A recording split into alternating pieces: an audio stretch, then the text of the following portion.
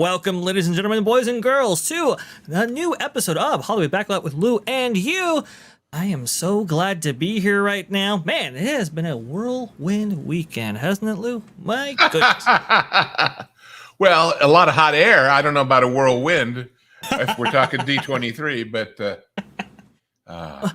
I remarked last night, I said this idea that, we have no blue sky. I said, you're in Southern California. It's all smog, for God's sake. That's where the effects of that warming have come from, right? All the hot air being generated by the Walt Disney Company out there in Anaheim at the D23 The globes Center. And the global warming are lower ones rather than celestial ones, right? Exactly. Lots of stuff happening over the weekend. I want to introduce to you myself. My name is VashSky, and along with me is Lou Wasserman's Ghost himself, an expert in all things Hollywood and Tinseltown. That's kind of the theme of today's show, uncovering Tinseltown. That's what it's all about. Well, you know what Gertrude Stein said? She said the thing about Hollywood is behind the fake tinsel, there's real tinsel.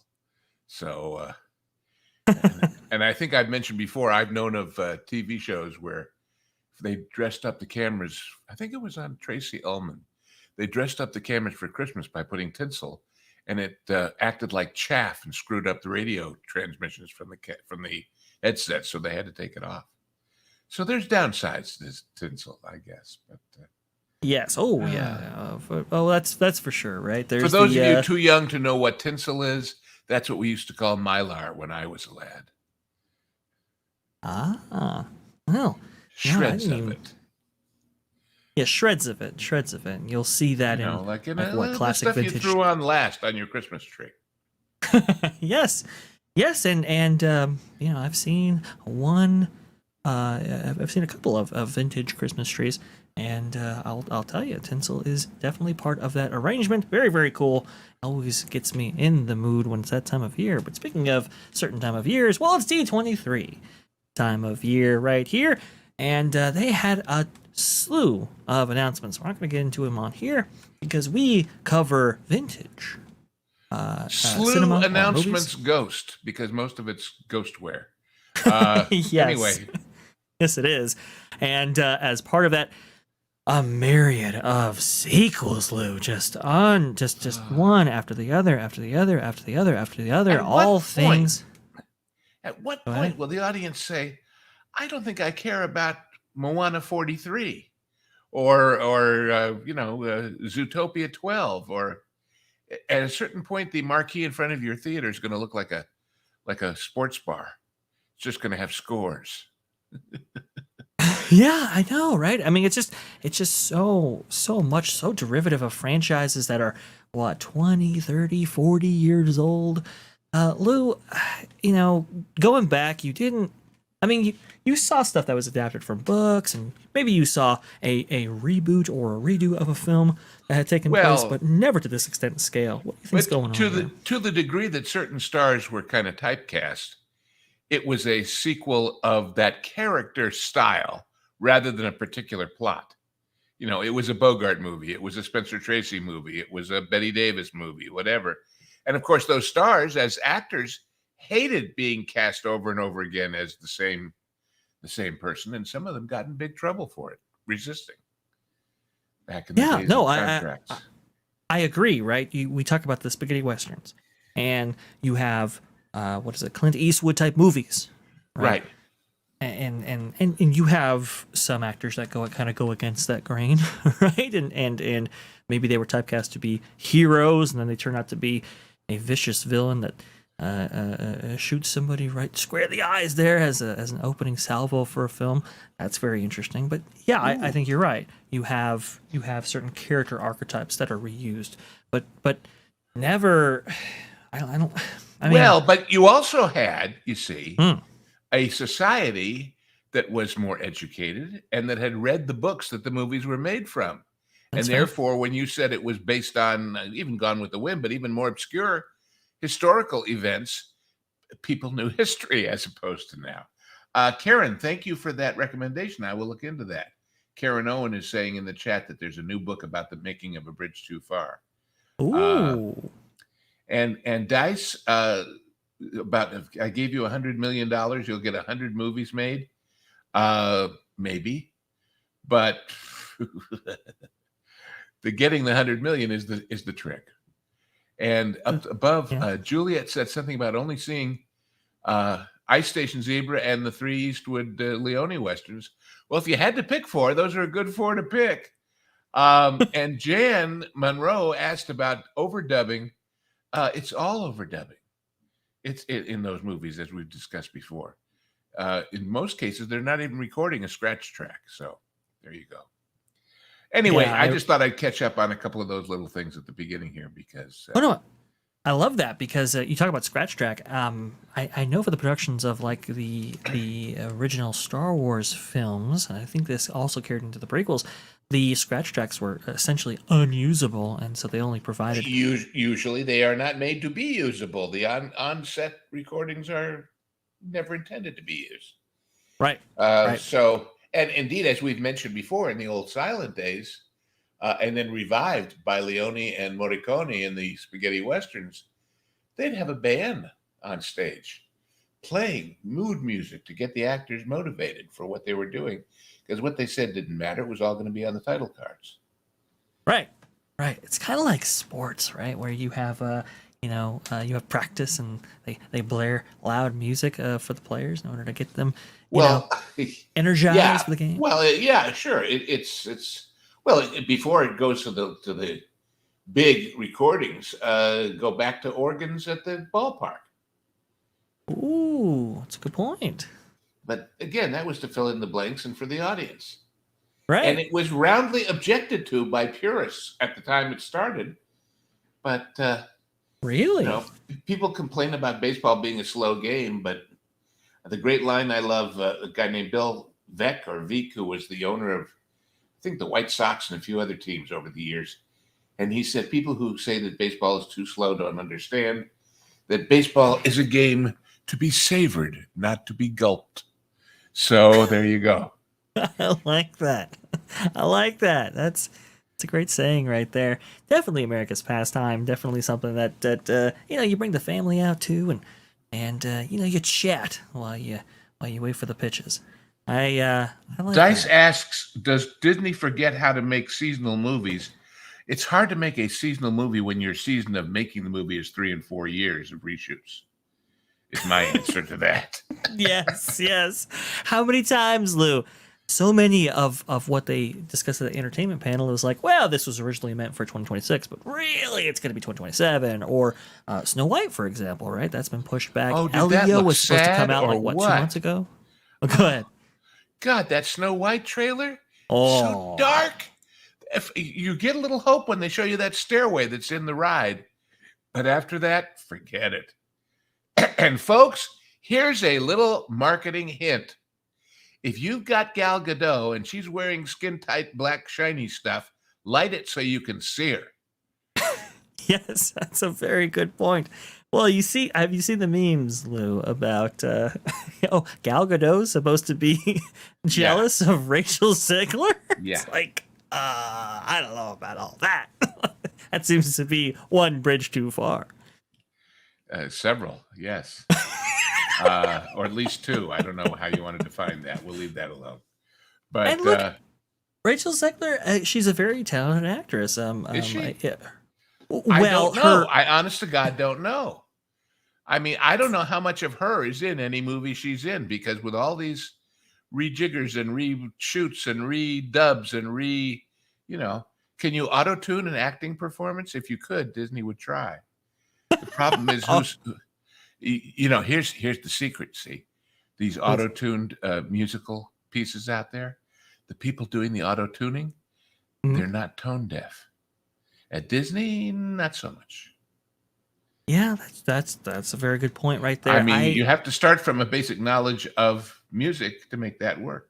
So I heard she was really, really good in West Side Story. She is actually going to be part of... But there's the point, isn't it? You heard she was really, really good, but you didn't see it, did you? I didn't. That's a fair point. All I'm saying is, I heard it's great, is not the same thing as, I heard it's great, so I actually spent money and made it something I wanted to see. Right. So, right. Anyway. And that's a fair. You know, that's a fair point. I'll put it to you this way. So she's apparently got a great singing voice, and well, obviously that lends her to vocal talent, like Spellbound, for example. We saw that with Jodie Benson. Yeah, but I'm just Paige saying. O'Hara. Now we don't know.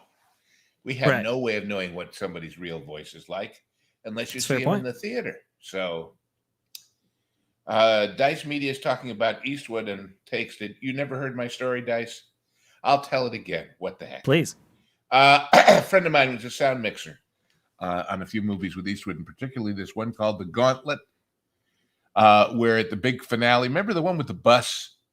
And what was his girlfriend's name? Sandra something. Anyway, it's a big shootout with 43 zillion bullets and squibs going, and this bus that he's driving, like a Greyhound bus, gets totally blown into pieces.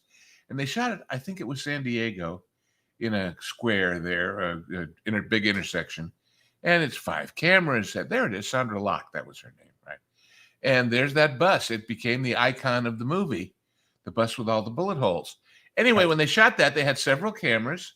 And because you want to get it right the first time, because you've got to get a new bus if you're going to fill in all those holes. Anyway, they shoot it. It's over. Eastwood says, cut it, print it, good. They got 5 cameras, whatever. And my friend, who's very short, and Clint Eastwood is very tall, taller than you think in person. I mean, I'm used to seeing him just walking around the lot at Warner Brothers, and you go, man, he looks bigger in person than he does even in the movies. Anyway, broad shoulders, all that sort of thing help. But my friend, who's fairly short, goes up and says, Mr. Eastwood, you should know that at the end of that take, there was a little bit of airplane noise. You know, when there's an airplane out on the perimeter of wherever we're shooting on location. Sure. You hear and you might want to do it again. And he said, Eastwood looked down at him from his commanding height through those eyebrows and said, son, what I'm doing here is building a brick wall, and it's not part of my job to fall in love with any one of the bricks. Print. Let's move on. So, there's a practical side to this. And I think it's because in all those years where he was simply acting and not directing, I think he basically did the math and figured out that for all the time that they reshot and reshot and reshot, the movie didn't get that much better to justify the expense. So there you go. On the other hand, there's Captain America, Falcon 5, 12, whatever the number is, 4. There's a great story out there with Matt Damon talking about being in a Clint Eastwood film and it kind of knowing that he was against taking multiple takes and how that was a kind of a big challenge for him. I believe the quote here from his time with the specific film in Invictus. He was saying it was terrifying because I was playing a South African and that's a really hard accent to do. Clint says, cut, print, check the gate, which means we're done here, let's move on. I say, boss, do you think maybe we can get one more take? Eastwood just turns and then goes, why? Do you want to waste everybody's time? I was like, okay, we're done. All right, let's move on. So, by the way, for those who don't know what that check the gate means, the gate is the hole in the camera where the light comes through to hit the lens. And if little threads or pieces of film get in the gate, you'll see them as little black marks. And so you check to see that it's clean before, but also afterwards. And that's what check the gate means. Fantastic. Anyway. Love that, Lou. Love that. And of course, the most famous guy to do no multiple takes was Sinatra. Ooh, really? Oh, yeah. Sinatra was a one and done guy, and everybody knew it. And so I think in a way it makes everybody raise their game because they know they're not going to get a second chance. So that's a fair point. Wow. I did not know that. Oh yeah. He didn't want to take any more time away from other things to make. Well, look at Ocean's 11. They were on stage every night.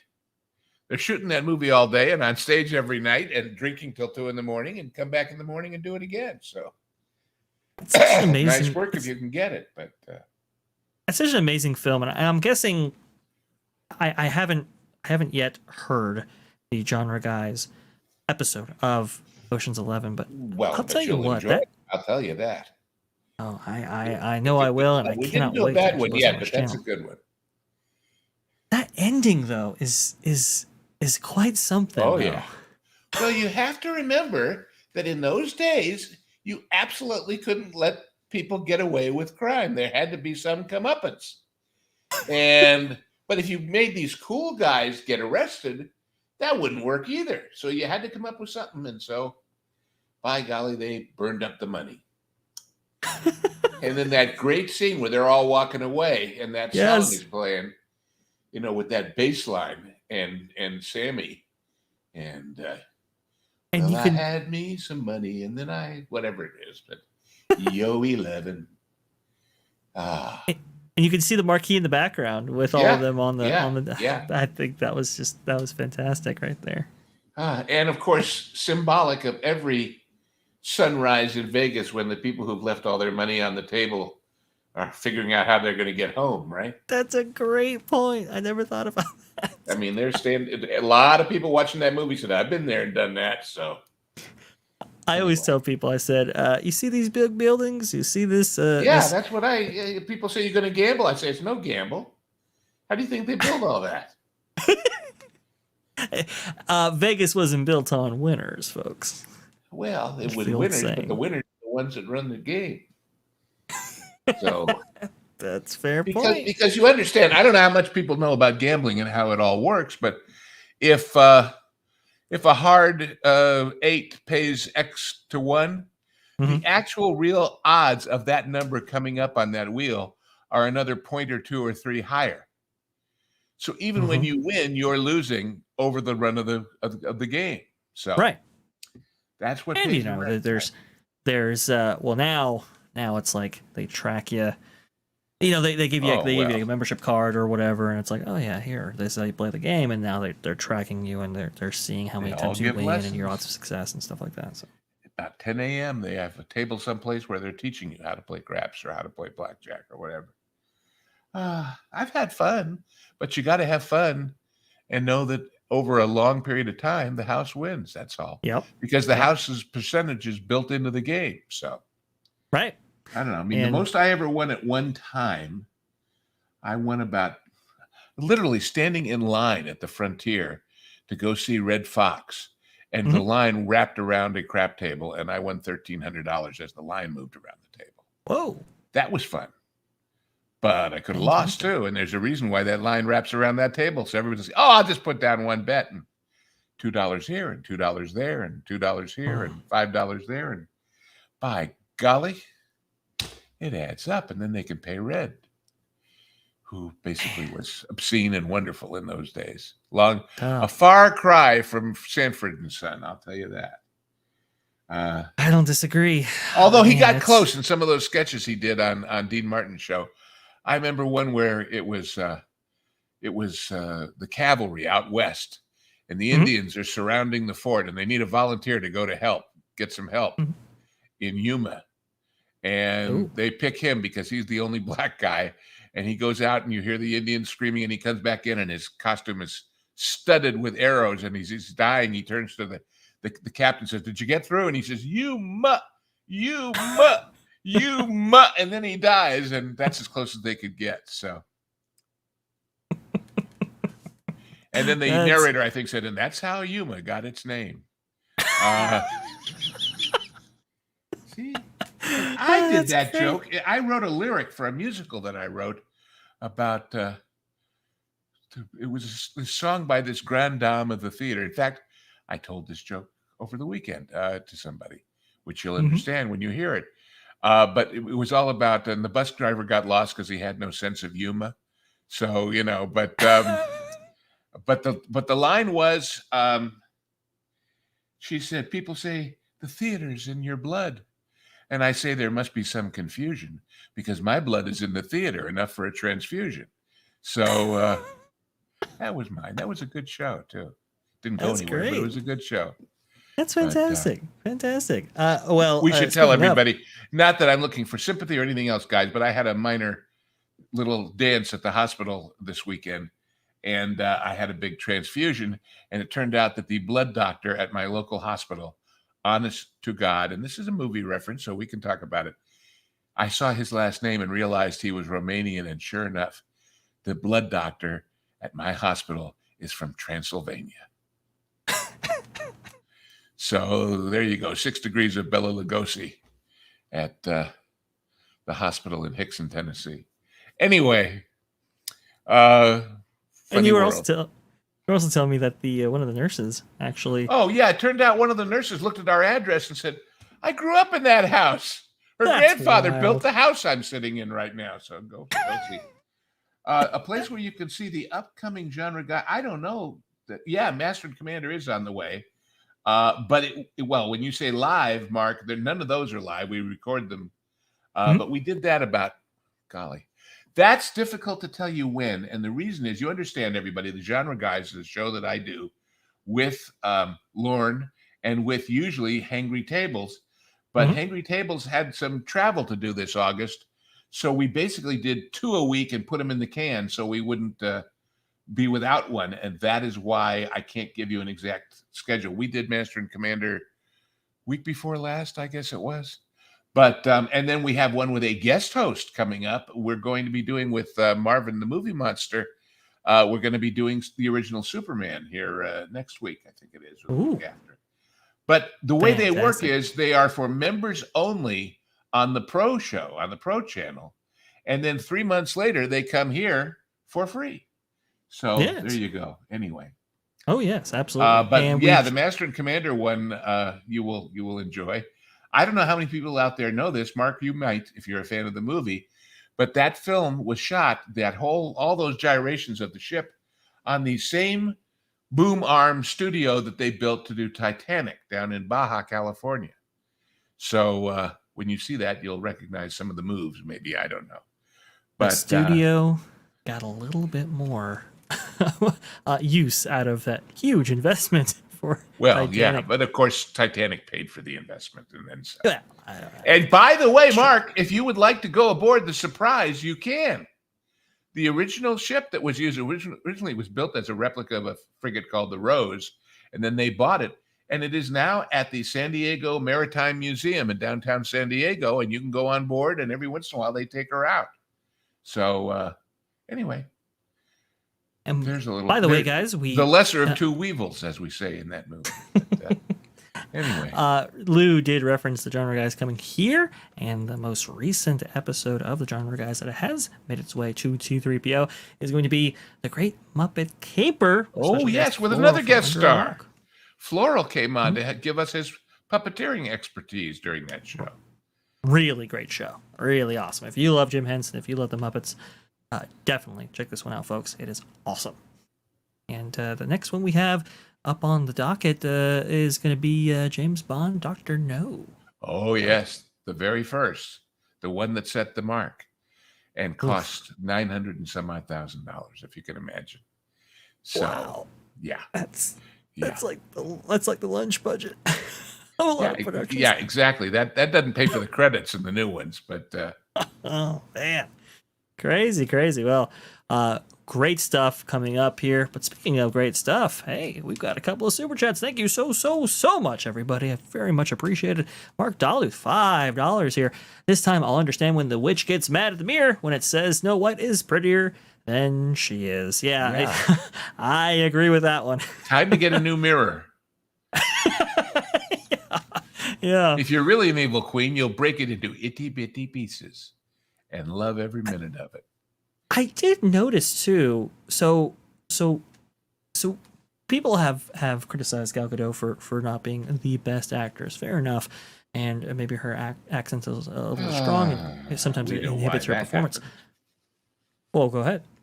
Well, because she's from that country that certain people don't like. Shame on them. That's true. That's true. No, but sometimes her accent can be a little thick there. But I will say her vocal performance, at least from what we heard in the trailer, actually sounded pretty good. And I think she might actually bring it with that production. Are there any instances, Lou, of actors being dubbed? Oh, hell yes. It goes back. It's There was a woman named what was her name? Marnie Maitland or something. Anyway, she sang for everybody. Yeah, sure. Absolutely. You have to remember, folks, when you see a musical, how it works is you record the music first, and then you play it back on the set, and it is lip synced to by everybody. And the reason for that is when you have multiple cuts and multiple angles, you can't just go straight through, and that way you keep everything in sync when you cut from one shot to the next. So, but Right. oh, sure, people have been dubbing. They didn't get credit, they didn't get attention until many, many years later. But for that matter, not just for singing, we all know Paul Frees as the voice of the ghost host at the mansion and as the Pillsbury Doughboy. Well, Paul Frees made his living dubbing famous stars who were unavailable because they were going on to the next movie. He used to do Orson Welles, and he used to do Peter Lorre, and he used to do all kinds of people. So, that's nothing. That's part of the magic, as they say.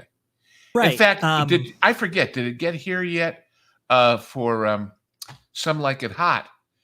At the beginning, you may remember it, Some Like It Hot. It's all about gangsters in Chicago and New York. And they bust George Raft's booze bar that's hidden behind a funeral parlor. Well, listen carefully to the guy who's the head of the funeral parlor that talks to the cops when they come in. That's Paul Frees. So. Oh, I did not know that. Okay. I got you now. Oh, well, the thing is, I know the kind of the singing stuff where you have, an actual person who can sing come in and actually do those performances. I know one of the most I would say, not maybe famous but infamous in my opinion, is the speaking voice for Jasmine in 1992's Little Mermaid. Obviously that's Linda Larkin, but her singing voice was done by a completely different gal, Lee Solona. Leah Solander, right. Who was a Broadway star, but see, the difference is now, if it's a famous Broadway star doing the singing, they get credit because it adds to the prestige of the movie, so that somebody who might not have gone to see a cartoon movie or whatever, but is a fan of Broadway musicals, will go see it to hear her voice. So, but you have to remember, there's a difference between musicals where the numbers are performed first, and then playback is when you shoot the video or the picture. And what I was talking about with Paul Frees and other people who do what's called ADR, automatic dialogue replacement, where they come in afterwards and dub. So, well, all the cartoons, they record the soundtrack first. And and Jennifer Darling, my God, does both. She does cartoons and she does live action stuff. So, which is really, really cool. And Phil Proctor, too, who you might know from a wonderful comedy group called the Firesign Theater way back when. And then, of course, in the days of the early cartoons, all these people who did, all the Rocky and Bullwinkle people, June Foray, Paul Frees, Dawes Butler, Thurl Ravenscroft as Tony the Tiger, for goodness sake. Yep. So, anyway. Leo would go on to be the speaking and singing voice for Mulan later on. So she eventually was able to star in her own. But she started in the musical Miss Saigon. I think that was her first big starring role on Broadway. Yeah. Well, you're right. Now a Disney legend who I actually got to see perform. Very, very cool. Thank you so much, Mark Dolly. Very much appreciated. And Disney Fan 55 with $5. Thank you so much. Thank you so much, Disney Fan 55. I'm feeling pretty good. I'm exhausted because they never let you sleep. They say, "Oh, make yourself comfortable and rest. It'll heal you." And every 20 minutes, they're in there with a needle or a stethoscope or something because, we have to check your vitals. Your vitals are important. And I'm going, I vitally would like you to leave, and I'd like to go home, please. And eventually they let me. But I must admit, when Count Dracula is your blood doctor, it's an interesting experience. So there you go. She says, looking forward to another great show with Lou and VashSky. Very much. Well, so far so good. What are we? 30 minutes into it. I hope it's been great so far. So I hope so. We just do what we do, and There you go. Jack Webb, not Joe Webb, Mark. And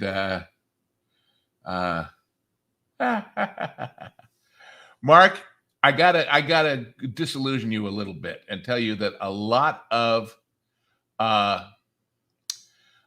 those seemingly spontaneous things you see on variety shows and talk shows aren't. I used to go to the same health club with a lot of famous people, and I wasn't.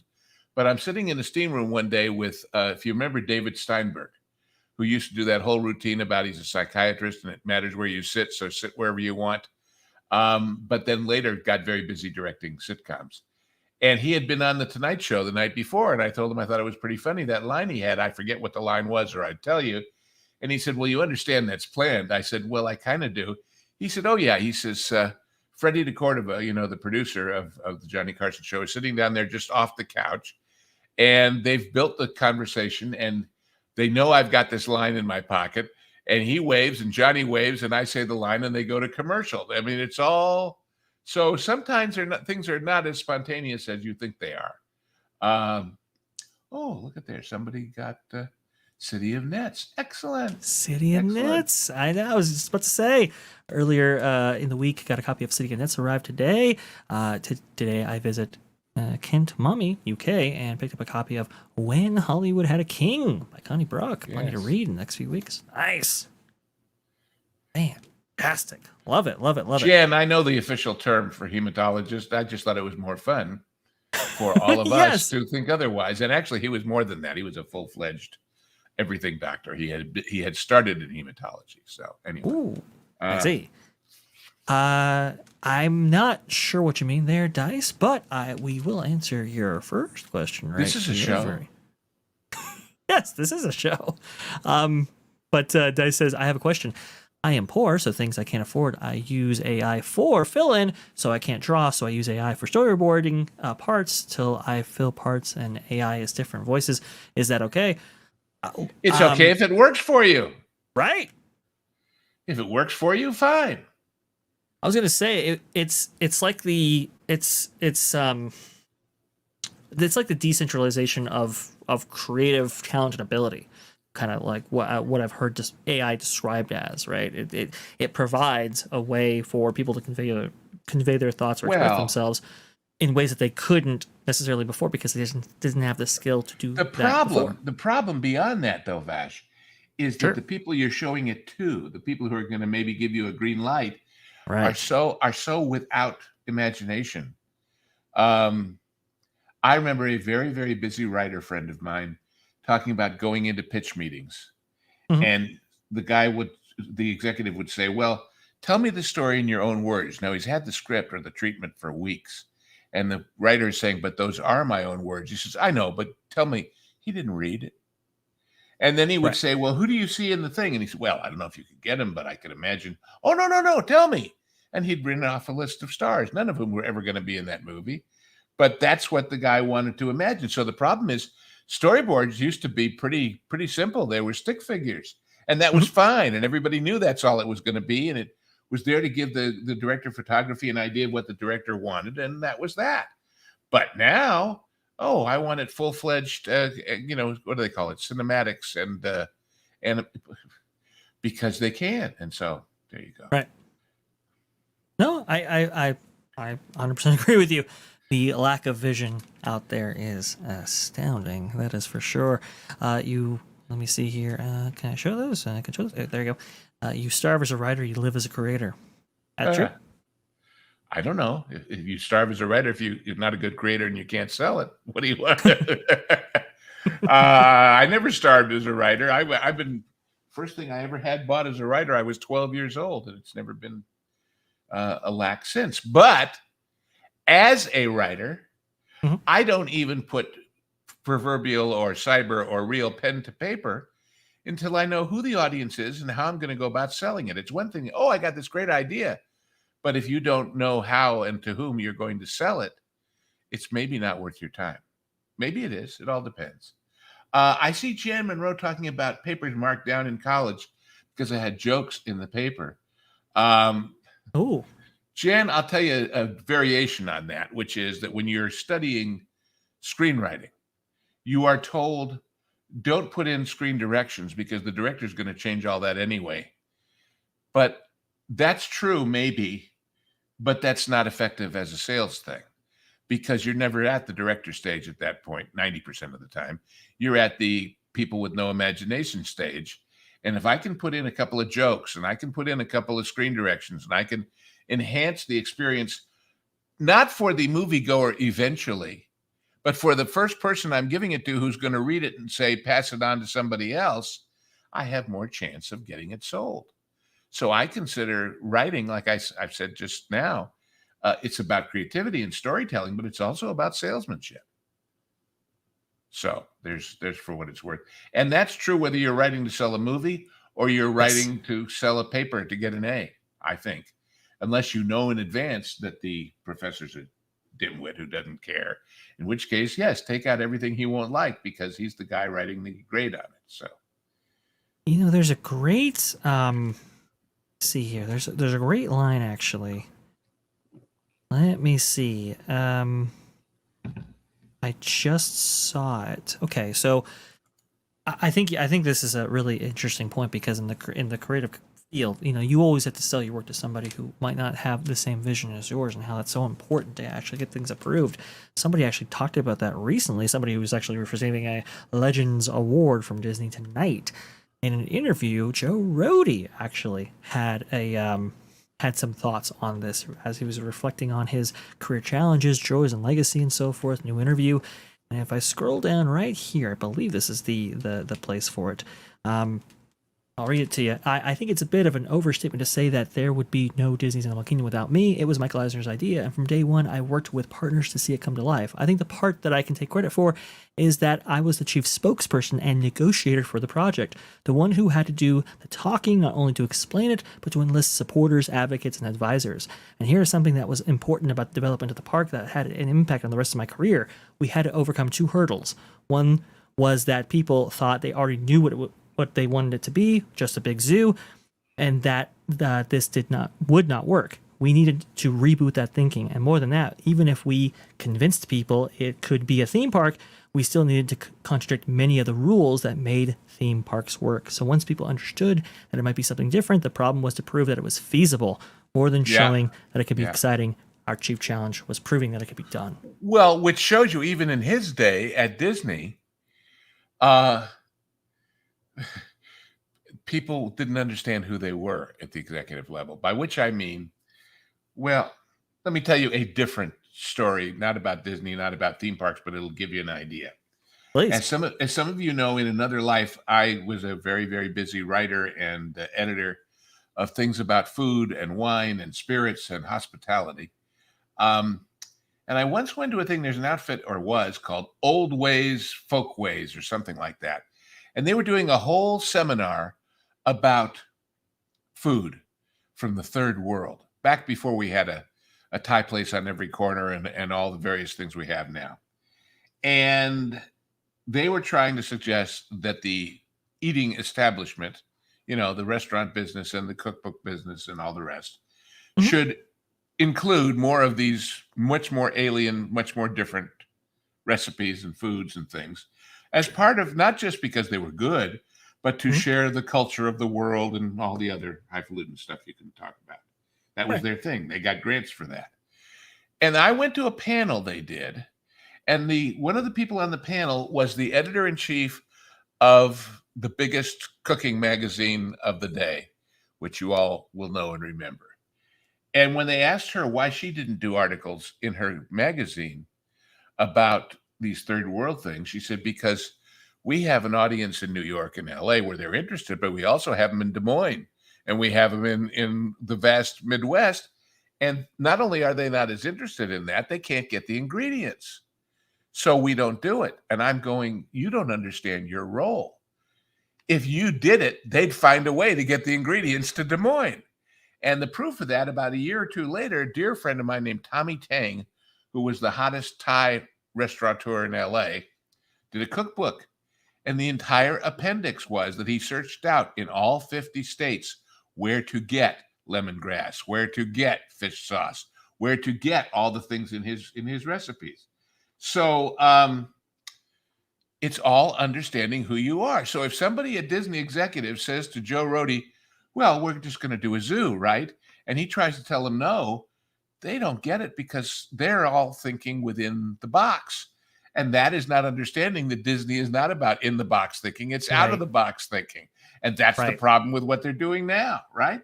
So anyway. Yes, it's all within box. It's all within the IP box for one.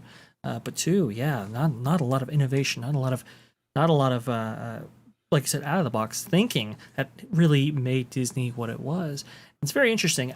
That was, from what I understand, one of the reasons why Epcot, the experimental prototype Community of Tomorrow, didn't actually go forward, and well, why they opted for the theme park version of it, because the Imagineers just couldn't both convince shareholders of the Disney board at the time that was something that they should pursue, nor the companies that they were going to be partnering with to do it. It was something that only Walt himself could do. No, I think it's a more practical thing.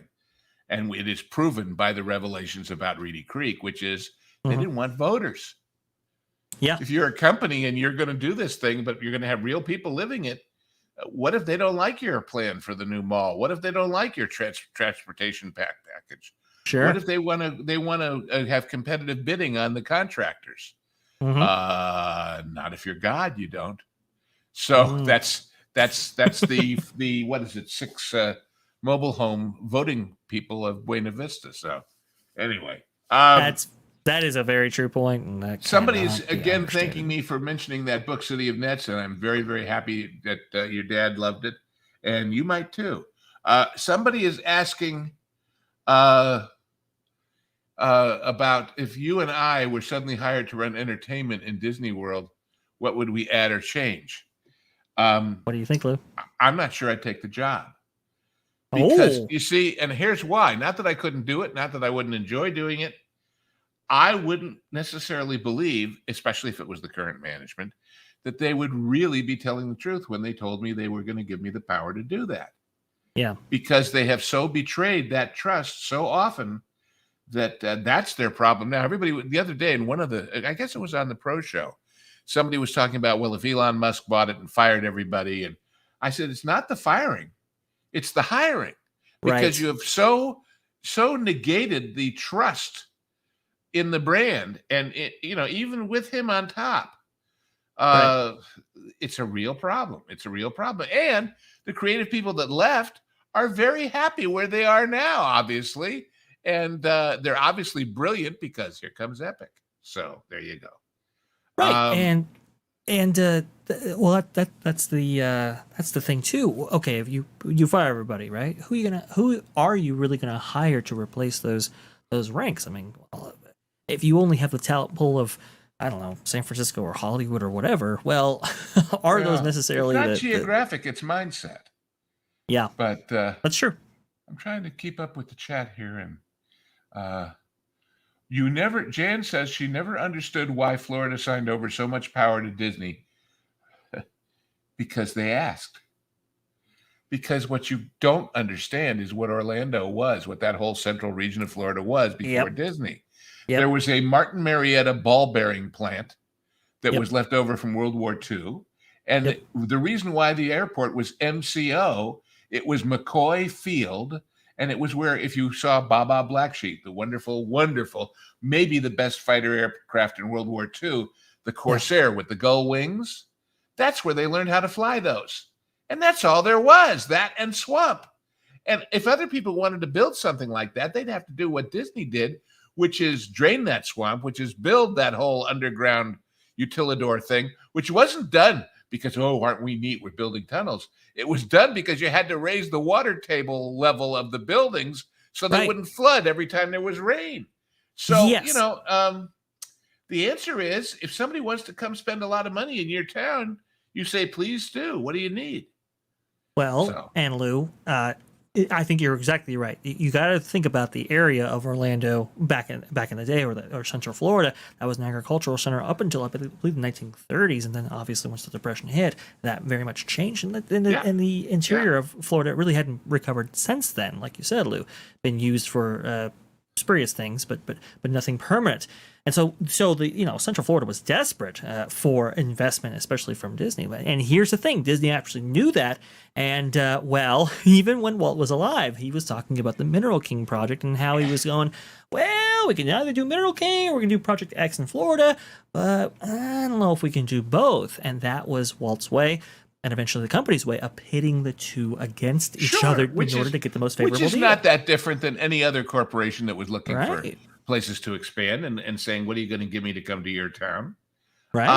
So, and it still happens, and that's just the way things are.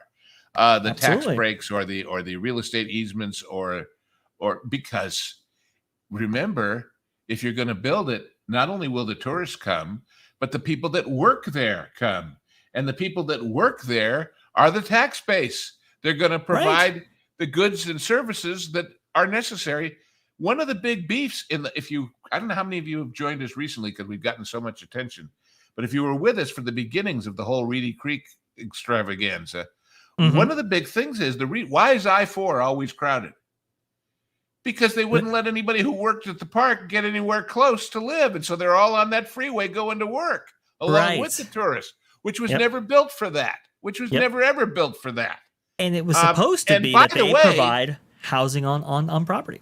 When you talk about agriculture, what do you think Orange County was in L.A.? Yes. Exactly the same thing. It was a bunch of orange groves. We always tell the story when they were first building Disneyland. The Disney landscape crews used to follow the freeway crews that were building what is now I-5. They used to call it the Golden State Freeway. All that bamboo in Adventureland that looks like it's 100 years old, it's 200 years old, but it's been there since the wiki-ups of the Indians in Orange County, because when the freeway was going to tear it down, they said, can we take it instead? And they did, because they said, we just want it out of the way. We don't care. If you're going to build something that's big and you're going to build something that's going to draw people, you would like to have a clean slate to start with. Oh, absolutely. And so that's where you go. Well, and for a state that is looking for any economic investment that they can possibly get their hands on, when Walt Disney comes to you and says, I want to build my next new family fun park and my Project X concept in your state, it's like, oh, well, please, red carpet. By the way, that Reedy Creek agreement that the legislature did and the governor signed, oh, yeah. Disney lawyers wrote that, not the state's lawyers. Oh, yeah. Yeah. Yeah, if you come to me and say, well, listen, I want to have a whole new set of powers and da-da-da-da-da-da-da, that's one thing. But if you come to me and say, and not only that, you don't have to figure it out. I've already figured it out. My lawyers have drawn it up here. Sign on the dotted line. Yeah. Oh, man. And by the way, that's how you get reelected as a governor or a state legislator, because you brought jobs and you brought something to where there was nothing. You're the great political Moses who led people into the promised land, so anyway. No, you're absolutely right. And the company would later do that again with the city of Long Beach and Anaheim. There you go. There you go. Where are we going to put our second gate? It's going to be here. It's going to be there. Disney Sea over in Long Beach, or Disney California Adventure, or Westcott, I should say. And part of why Long Beach was chosen, or for a while chosen and then rejected, is because of what they'd done with the Queen Mary long before Disney ever got involved. When I was writing, as I mentioned, about food and wine and travel and whatever, I was down there at the opening of the Queen. And you understand what they had to go through to get the Queen Mary there. But what's interesting is Long Beach was not the high bidder on the Queen Mary. A scrapyard was. Oh. And the people at Cunard said, we would rather she survive than not. And that's why Long Beach got it. Now, what they had to do, this is fascinating. If you go down and look at the Queen Mary, you will notice that it's still pretty darn good looking. But if that boat, that ship, had the ability to raise steam and steam out of there again, which it did, of course, when it steamed in, the only people who were allowed legally to work on the conversion to a hotel and a theme park thing were the maritime unions, which only get about 5 times as much money as house builders and regular on-land construction people. So the first thing they had to do was rip out the engines. Now, there is one in there and one boiler room as a demonstration, but they had to disable it. But all the other 3 were removed. Well, guess what? When you build an ocean liner, you build the engines and the keel, and you build the ship around it. How the hell do you get it out? Right. Well, they're big pieces of steel. The only way you can get them out is through the smokestack shafts. So to do that, they thought, well, what we're going to do, we're going to bring in a big crane. And if you look at the Queen Mary, Vash, I don't see you manipulating your guitar and keyboard to put pictures of the Queen Mary up. But sorry. You're right. But if you do, you'll see that those stacks are in big oval sections, right? There's 4, 5, 6 sections that theoretically are bolted and riveted and welded together. And then they have guy wires on them to keep them from blowing over in the wind. There you go. The 3 famous stacks of the Queen Mary. Well, each one of those sections is a separate piece of metal, right? Looks pretty intact, doesn't it? Those aren't the originals. You know why? Because when they took them apart so they could go down through that big hole to pull these big pieces of the core of it out, when they set them down on the dock, they disintegrated. Oh. Because over the many years she'd been sailing the seas, it's being eroded by the smoke and the vapor from the inside, and it's being repainted on the outside by the sailors and the maintenance people with that lead paint. And when they finally called in a metallurgist, he found out there was none of the original metal left. It was all layers and layers and layers of paint. Tough. So what you're seeing is brand new metal they made to look like the old originals. That's what they had to go through. Well, that's all kind of pricey, guys. But Long Beach did it. And of course, it paid off for them as a tourist attraction and a hotel. And of course, that also meant that the beautiful things inside, the woodwork and the public areas and that great bar were there not only to be used and enjoyed by visitors, but as movie locations. I don't know how many of you know this, but when they built that dome for the Spruce Goose over there, when they took the goose out, that's a soundstage now. Oh. If you remember the Batman movie with Jim Carrey as the Riddler and Arnold as Mr. Freeze, that was all shot in there. Wow, I did not know. I had no idea. Yeah. But I think this begs the question. It's in the zone, Vash. It's in the zone. It is. And it's got lots of parking and like that. So, but a lot of people might be wondering just how in the world did Disney get their hands on both the Spruce Goose and the because the the people running it for Long Beach were doing a lousy job and it was losing money. So they put bids out and Disney said, we can do that. We're good at that. And so they did for a while until they couldn't make money at it. And then they walked away and didn't renew the contract. And the Goose is not there anymore, of course. It got bought by, I think it's Evergreen, the shipping and airline outfit. And it's in their museum up in Oregon somewhere. But anyway. It's amazing history. Mary. But again, the Queen Mary has been used, in so many movies. So, there you go.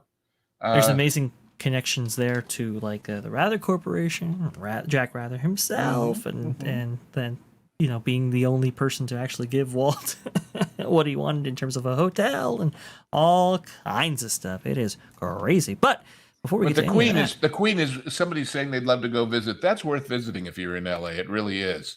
Absolutely. And when you look at the history, you understand that the Queen Mary in World War II was converted into a troop ship to get all of those GIs over there to England to get ready for D-Day. And how come? Because it was so fast, the U-boats couldn't keep up with it. Absolutely. It went across those oceans at 30, 35 knots, which is insanely fast for something that big. And of course, it was totally repainted gray. There's a whole section on the tour, or used to be, I haven't been there in a long time, where they show you how they stacked bunks in there and how many people it carried. So, but that bar up in the front is just... And of course, the ballroom was kind of copied for the Poseidon Adventure. So, and every movie since. So, I didn't realize that. Actually, that's awesome. There's some great history on everything Queen Mary on Alex the Historian's channel. Actually, on YouTube. One of the fun things at the central sort of main public hallway where all the stores were, they called Piccadilly Circus, like in London. And if you look around the edges, the tour guides will show you this if you ask them, or they used to. you will see all these little tiny, about dime-sized black marks in the floor. Mm-hmm. Now, all around the edges, of course, are big, heavy handrails because this thing went across the North Atlantic, which is not a casual cruise in the South Pacific or in the Caribbean. They had serious storms, hence Titanic. Well, in those days, they invented something new for the Queen Mary and then subsequent ships called ruboleum, which was linoleum with a higher rubber content. Why would they want to put rubber in the floor? Because if you drop things like crystal glasses and dishes, they wouldn't break. They'd bounce a little bit. It was like a cushion in the floor. But because of that, the floor was softer than regular linoleum or certainly than teak wood. And remember, in the 1940s and the 50s, all the women wore these spike-heeled high heels. Well, when their ship is rocking and they're standing at one of those corners of Piccadilly Circus and holding on for dear life onto that rail so they don't fall down, they're digging their heels into the floor. And you can still see all the little round marks from those high heels boring into that soft ruboleum on the floor. So there's a fun thing to look for if you go. That's amazing. That's absolutely incredible. And Tennille89, we are absolutely going to get to your chat. But the reason why we're on this topic at all is because of its Disney connection. In that, Disney took it over to run it, and then they had like a haunted Queen Mary thing at Halloween time and all that sort of thing. Right. But Jack Rather before had fallen in love with the actual property itself. Had bought, I believe, a lease to it to own and operate it. And then when Disney actually bought his holdings to get the rights back to their name in the Southern California area to build hotels bearing their name, well, they inherited those assets. So. Very, very interesting. And the reason we got onto this topic was because we were talking about Disney Sea, which was going to be in Long Beach, where the old Pike was, where the Long Beach amusement pier was. So good. But and a lot of that is now in Japan in various variations in Disney Sea in Japan. They don't throw anything away. Never do. They never do. And I love that. Okay. Let's see here. Previous point. What is the answer if they chased off their creative? Well, the answer is that, like I said, it's not a hiring issue. It's a accepting the offer to be hired issue. They're going to have to do a whole hell of a lot of reputation building to say, no, we really won't do to you what we did to everybody. And what I suspect is going to come out even more in the Gina Carano trial, because as I've said before, what I'm waiting for now that they're into discovery is when they get to an email from somebody at the top saying, let's do to her what we did to X, Y, and Z. No, I absolutely. There's got to be that kind of smoking gun floating around in there. It wasn't just Gina Carano. I think they were given that line, the First Amendment line, that they had, the ability to do whatever they wanted to do for years and with various other people in order to get rid of who they wanted to get rid of. Whether it was legal or not. Right.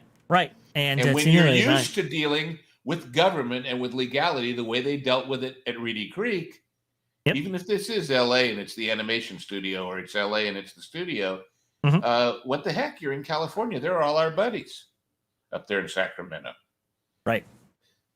Tennille, I will remind you that the current candidate for president used to be the DA in San Francisco. Oh, that's a good point. I had not made that connection, but you're right. Tennille, thank you so much for your amazing super chat right there. Thank you so much for your $5. I know you. Things hadn't worked out on the channel before with your super chat, so I really wanted to get to that. And on to your point there, that's the thing. They've chased everybody off. You now have various ranks within the company run by people who have very, let's say, progressive values, who aren't necessarily interested in making entertainment, but actually propagandizing, and that's really, really unfortunate. So I will say you got to get rid of them, but that's kind of the easy part. And by the way, when you get rid of all these people, they're going to sue. You know why? Absolutely. Yep. Because we were just following orders.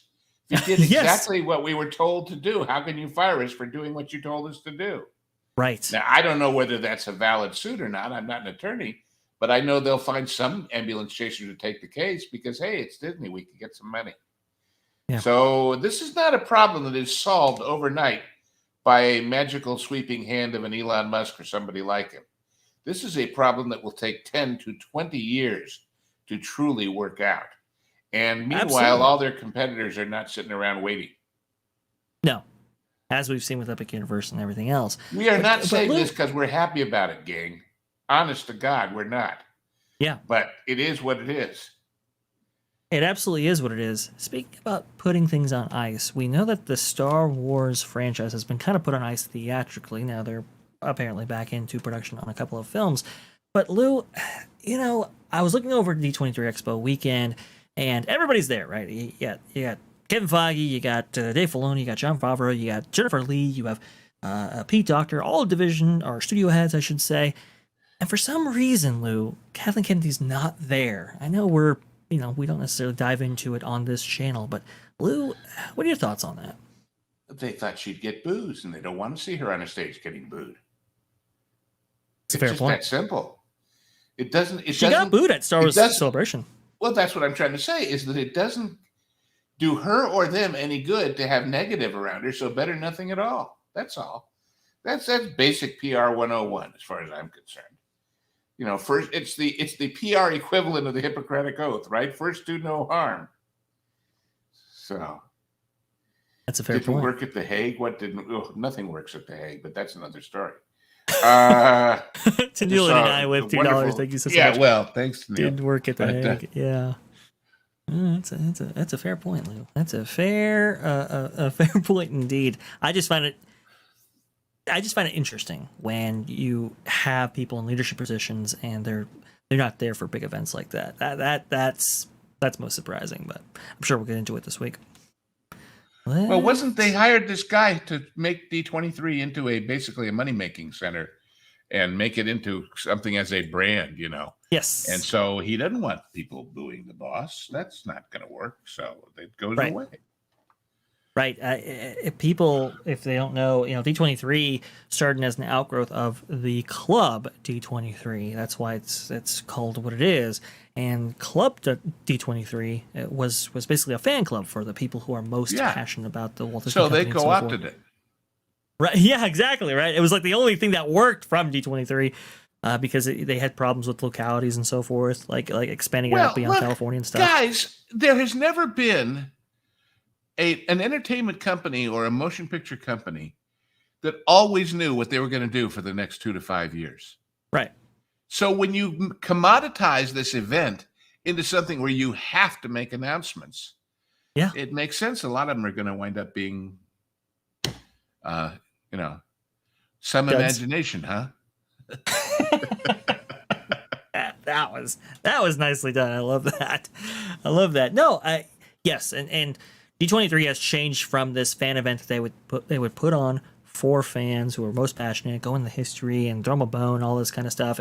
Think of your new Disneylandia conventions and stuff, and they twisted it into like a promotional piece, basically. Well, and not only a promotional piece, but something that they could aim the investors at as, hey, look at all this neat stuff. Yeah, that's true. It is an event made to serve many masters now, and it served none of them well, I would suggest. Sad. Disney has a horrible reputation among creators in Florida. Low pay, stupid rules, tons of stress, and even more micromanagement. This is from Jan Monroe. And this all coming from ladies Florida has changed so much. If you took out the whole... I saw a stat the other day. Florida was always considered kind of politically purple because there were a lot of people who moved there to get away from the blue states. But there were a lot of a friend of mine moved to Florida who had grown up in Southern California. Right. And she's not far or wasn't. She's since then moved to somewhere else, but she was near Ocala. And I asked her why she was on the East Coast or the West Coast instead of the East Coast. And she said, because the East Coast is full of New York Yentas. So because there were a lot of people who retired there, there was that whole timeshare thing and all the other reasons. Well, in the latest stats that just came out the other day, please, and I'm not making politics, I'm just telling you the numbers. You can draw your own conclusions. the Republican Party in registered voters, and that not everybody registers the way they vote, but that's a good guess, is now officially 1 million more than Democrats. Yep.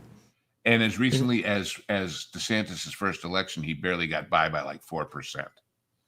So, guys, all I'm saying is, it's like one thing to say that these votes. Yeah, but there's one thing to say that the people working there are upset about all these things. Yeah. What they're getting is the political clout to do something about it. And folks, if you think that whole Reedy Creek thing is over because Disney, quote, gave up or they made an accommodation with the state, you ain't seen nothing yet, because there are crimes, big financial and felony crimes, that are part of that discovery in that report that was done that have to be addressed sooner or later. They just have to. Yep. And Lou is absolutely right about that. That political shift in Florida has absolutely happened. One of my passions is polling, so I keep up with it fairly often. And the polling swing in Florida, obviously this is political, but the shift from blue to red has been absolutely profound.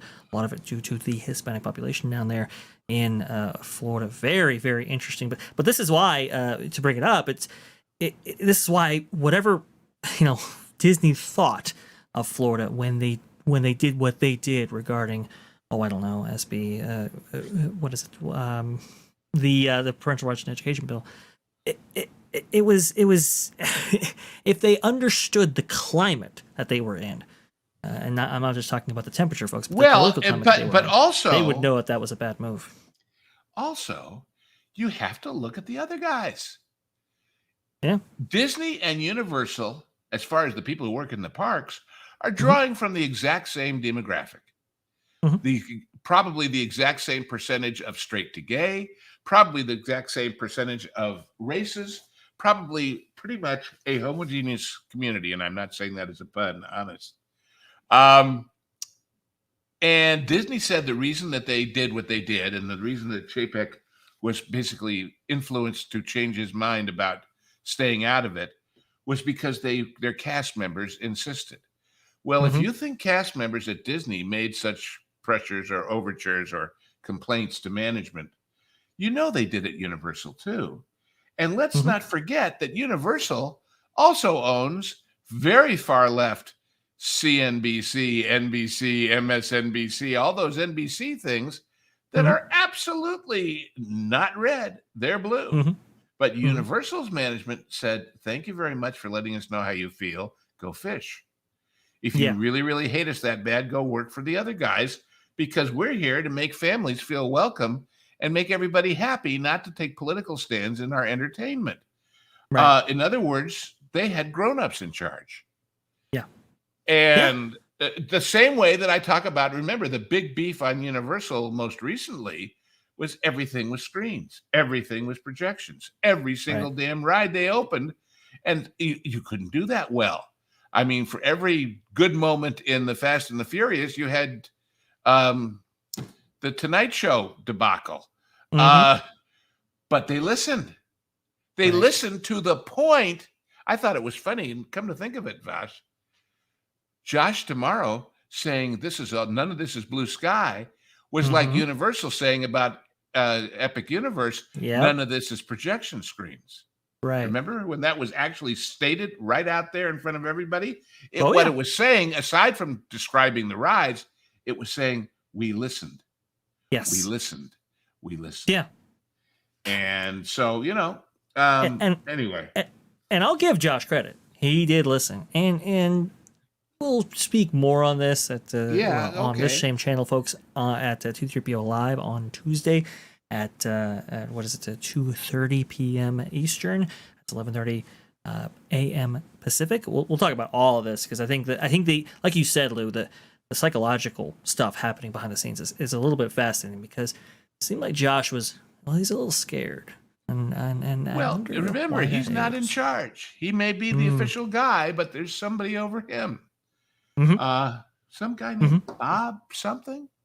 Anyway, enough politics. I just wanted to make the point Sure. That when people talk about what's it going to take to turn it around, the answer is a lot of nothing before there's any something. And when I hear, oh, well, for the Marvel thing, we've gotten rid of all those activist people. Yeah, well, maybe, but the people at the top still are. And whoever they chose to replace those people, it's like, you know what it is? It's the spam routine at Monty Python. That one hasn't got much activism in it, but it's still got activism, beans, ham, and activism, right? Yes. So we'll see. No, I agree with you. I mean, that's the thing, right? Once this stuff becomes institutionalized, very hard. And by the way, there's a note there in the chat from Reply by Mail. I knew a manager at Grand Floridian, pushed them out. Here's the thing. It isn't an independent move by somebody in the management of that hotel or in the hotels, or we've got a green light. Remember the video that, what was his name? Mark Rufo, is it? The guy that got that video of them all saying, well, I was worried about putting my views into the content, but I've been encouraged. Mm-hmm. These little incidents that happen, the evil queen at the meet and greet, the bibbity bobbity, these don't happen in a vacuum, because what happens in the vacuum is the middle and lower management who put Bluey in the campground and didn't realize they didn't own it. And that shows you that the management managing those people didn't do it. Look at our famous clip. I mean, you might even have it to show to remind everybody of Walt and the antithesis. We know that girl's still working there because we saw her in the video guiding Joe Rohde around Epcot. B, somebody had to give her that script. She didn't come up with that all by herself. C or D or whatever I'm on, somebody had to approve that clip going out. Mm-hmm. And it's just like the bit where they couldn't spell the names of the people in the Legends announcement.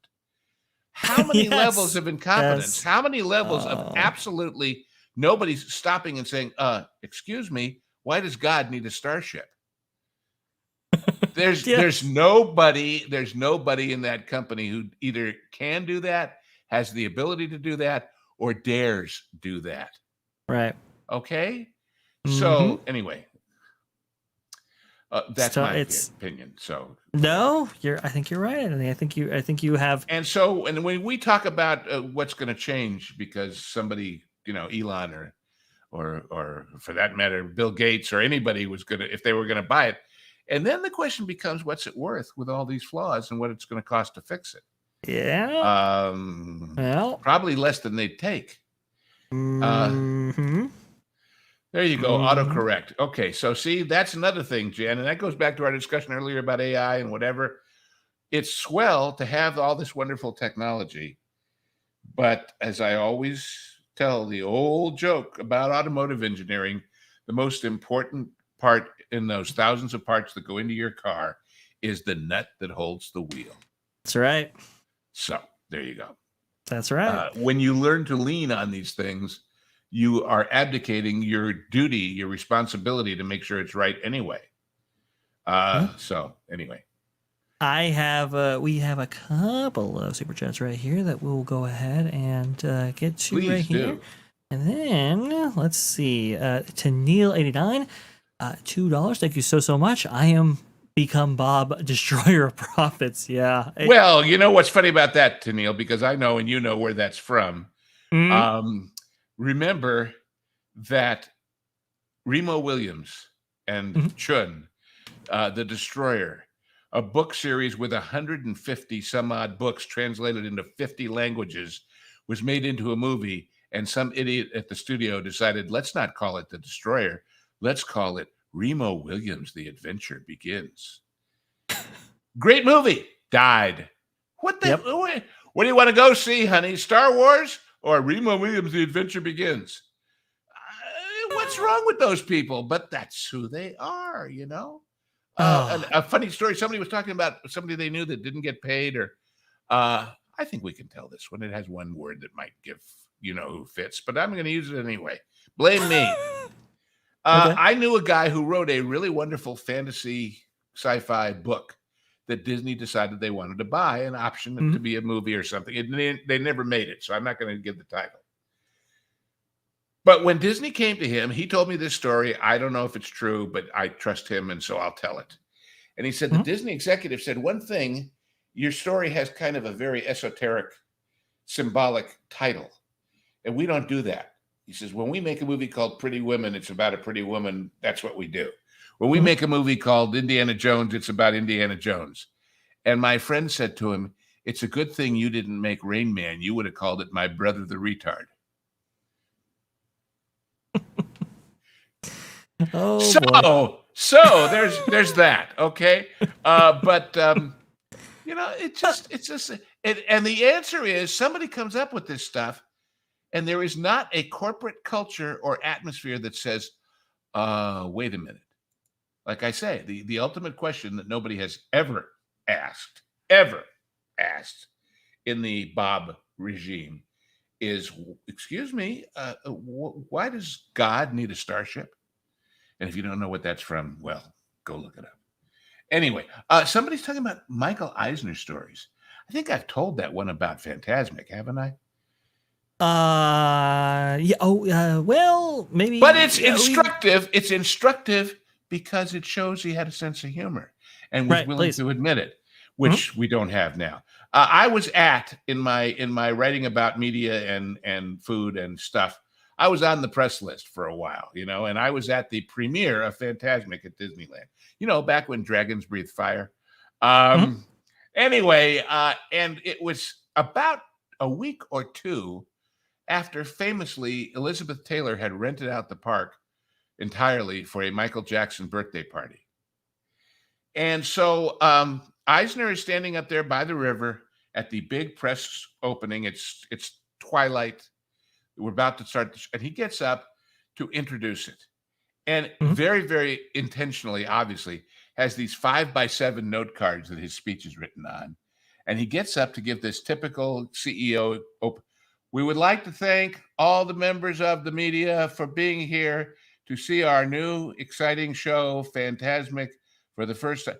And from the back of the crowd, remember, journalists are cynical, especially about Disney in those days. They weren't as eat everything they feed you as they are. And these were guys from New York and all over the world. And from the back of the crowd comes a wonderful actress playing the evil queen, playing Maleficent. And she comes running through the crowd and she goes, wait a minute, Eisner. You can't have a magic show without a sorceress. And he looks up and says, Maleficent? Here? And it's all obviously a stage.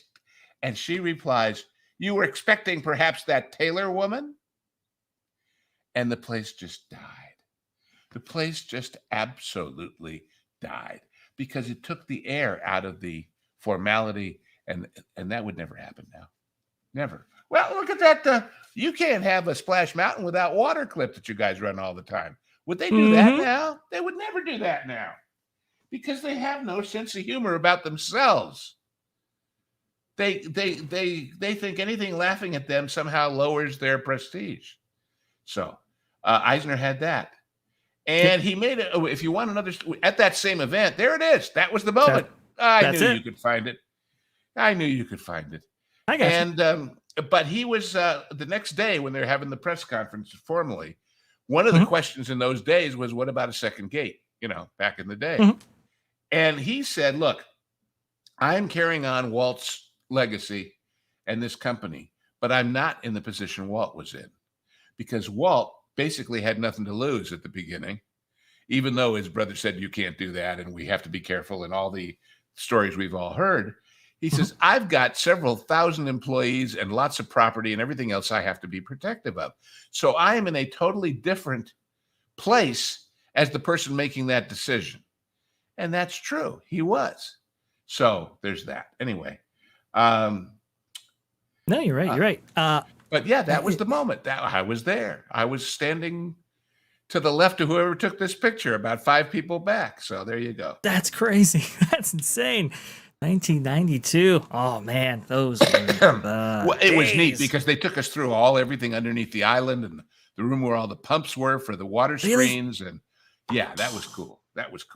And they told us how damn dangerous it was because if you were standing at the wrong place and one of those lifts came up or went down, you were going to be in a hole, or you were going to be knocked off your feet. So it was a pretty, well, of course, the precursor to that technology really was when Vegas rebuilt itself, when the MGM Grand was built. Did I ever tell that story? No. About Siegfried and Roy? No. Oh, well, you want one, everybody? Say yes, no, maybe. When they built the MGM, the original MGM, the one that's now called Bally's, but when they built that and they came up with this idea for remember that these stage shows, the Folie Bergère and all of that, the Lido, were all basically a way to have a show where you didn't have to pay Frank Sinatra or a big star, right? So it was basically semi-nude women dancing.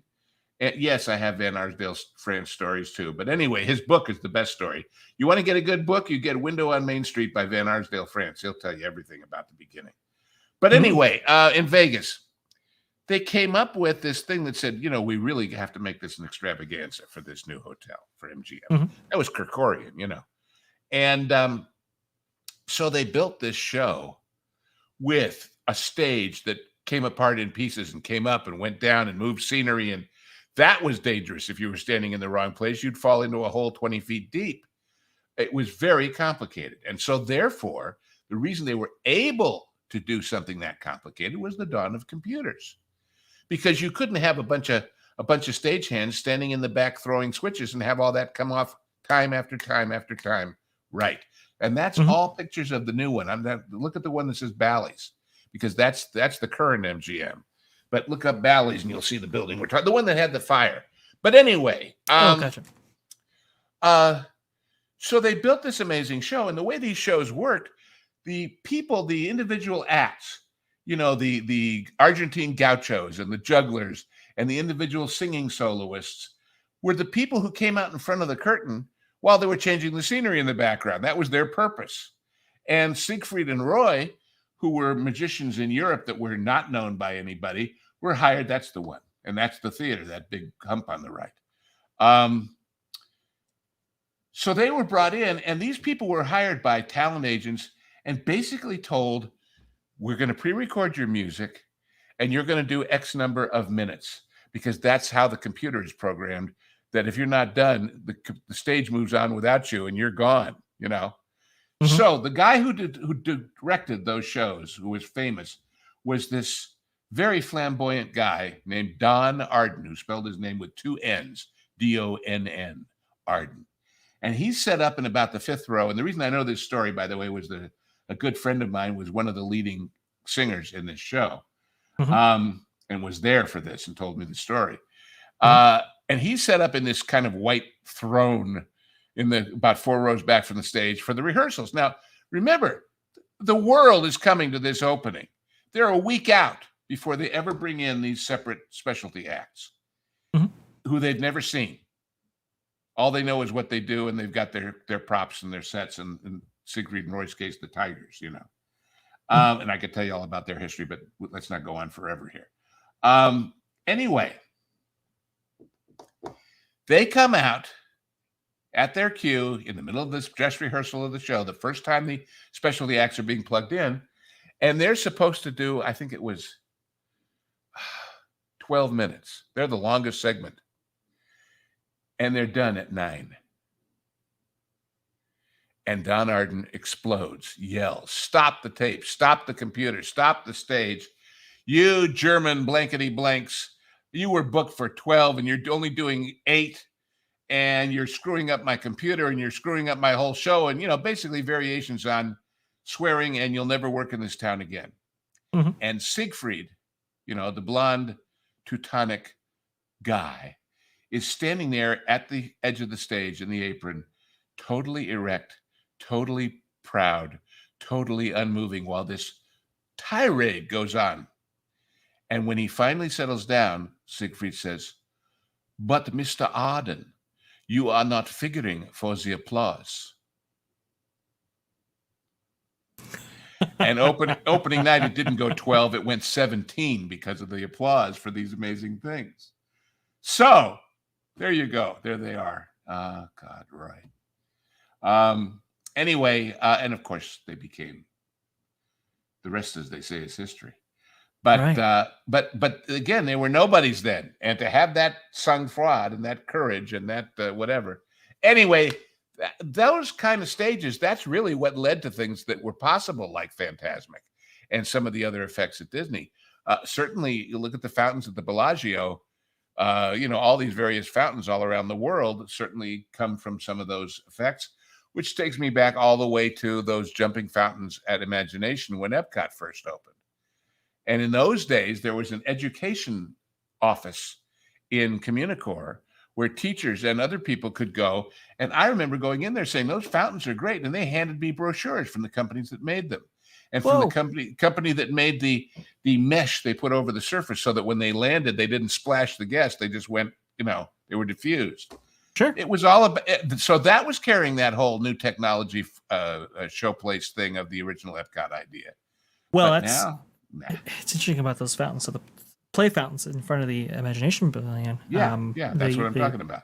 There was a small team of Imagineers who worked on that, and they, I think, were let go by the company, or they left or something, and they started their own kind of fountain company who would then work on the Bellagio fountains.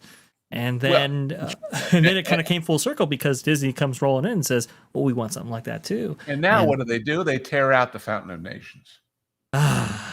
So, and you got to know that a lot of the fog effects at Disney are a thing called MEE. Fog is the company, and Me Fog was originally invented to keep wine cellars in California moist. Oh. And then they said, we could use it for special effects too. But it was basically, they developed these extremely, extremely, extremely teeny weeny little nozzles that if you pushed enough pressurized water through them, they diffused it into a fog. It was man-made fog, but not by the mechanism that fog works, but by the sheer pressure through a tiny, tiny, tiny, tiny little hole. And it was originally for the winery business. It was not for special effects, but hey, mixed use technology or whatever they call it. Hey. All right, I'm rattling on and on and on and on and on. Shame on me. All right. Okay. Well, so let's go ahead and get to 2 more super chats right here. Scott Westbrook with $5. Thank you so much, by the way, and thank you for everybody for donating. Very much appreciate it. I don't often have questions to ask. Then again, you all usually answer them before I can ask. Always fascinating discussions. Scott, I always joke with Marvin, the wrestler Movie Monster, about Roddy Piper's line where he interviewed people and he said, just when they think they know all the answers, I change the questions. So there you go. Fantastic. Thank you very much. Thank you. Tennille89 with another $5. Thank you so much. Good sir. You're very, very generous. Bob needs a Naismith. Either it forces him to up his game or his frail little soul can't handle it and he spontaneously combusts. Win-win. Oh boy. This is what a board of directors is supposed to do. They're supposed to be an oversight on a CEO, but when they're all beholden to him, it doesn't exist. So handpicked. Come on, man. The whole board is captured. Very, very disappointing, but hopefully this show provided you a little bit of reprieve from the madness of the world. Goodness gracious. Lou, thank you so much for... Hey, let me close with this because I think it's nice. We all talk about DEI and ESG and all of these phrases. I mentioned I was undergoing some medical stuff. The hospital that I went to, listen to their version and see how much more positive and nicer and wish the world had this. And I wish to all of you, they say, compassion, inclusion, integrity, excellence, and collaboration. That is a motto to stand by, guys, not DEI, ESG, MOUSE. So do that in your lives, do that in your businesses. And I would suggest that if you do that in your work and your businesses, you're going to profit because people are so starved. You only have to be a little bit better than the average right now to be hugely better because the average is so rotten. So anyway. I love it. And please, everybody, feel free to email your questions to us. We love it. Dice, I have no idea. Wing it. Okay. With a very complicated question, I'm going, well, you know. Well, maybe we can tackle aspects of that on the next show here, because I think it's a fascinating little thing there for sure. And I had a Sydney Scheinberg story. Mark, is that my only competition? God, that's easy. Mark says story hour with Lou beats drag queen story hour any day of the week and twice on Sunday. Well, golly, if that's what I'm competing against, I feel a little, Anyway. Yep. Well, thank you so much, guys. T3ponline@yahoo.com is that email. Definitely send us your questions when you can. Thank you so much for joining us for a little bit here, and thank you for. We'll see you next week, gang, and in all the various other places we wind up on these various channels. And you are truly, truly appreciated. Because heck, I thought I was done, and suddenly I'm a sage. Or at least a rosemary or a thyme or one of those spices. I don't know.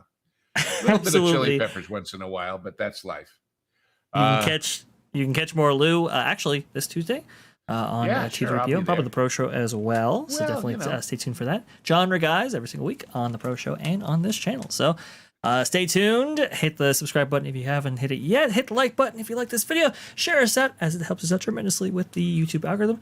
Thank you so much for watching. Hey, wait a minute. Vash, before you run away. Yeah. Folks, it has been suggested to some of us, by some of people out there, that being on Sunday afternoons, we're about to compete with football in a big way, and we should maybe move the show. Mm-hmm. I think we should keep the show where it is, and the live people get live, and everybody else can still run it. What do you think? I'm going to take initiative here, Vash, and poll the delegation, because this seems like a good time and a day to me, and I don't play football, so there you go. Tell us what you think. Sorry, tell us what you think. Tell us what you think here. I think I might give them the email. Give them the email. Because if you want to send questions, we have an email. Well, okay. That's completely fine. No worries about that. T3ponline@yahoo.com. You can share us your thoughts as well there. That'd be very interesting. And I'm probably going to run with a poll as well, a community poll. And we will let the people decide. So leave your comments right here, either in the comments of the section of this video or in the chat before we actually close it out.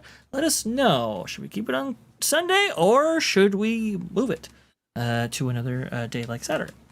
Let us know in the comments below. And thank you so much for watching Hollywood Backlot with Lou and you. Take care, folks. Good night. Good night.